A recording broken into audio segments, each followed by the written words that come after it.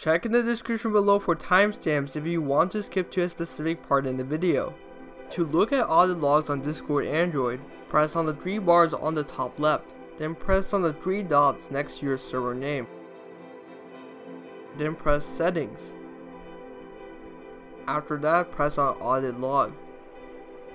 Here you can set a user filter by pressing on All Users. Then select the user you would like to filter your audit logs to.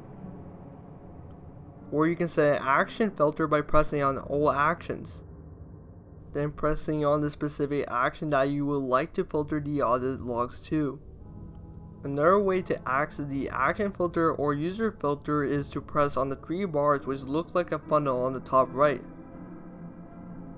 To go back after looking at the audit logs, press the left arrow on the top left, then press the left arrow on the top left again, which should take you back to your server.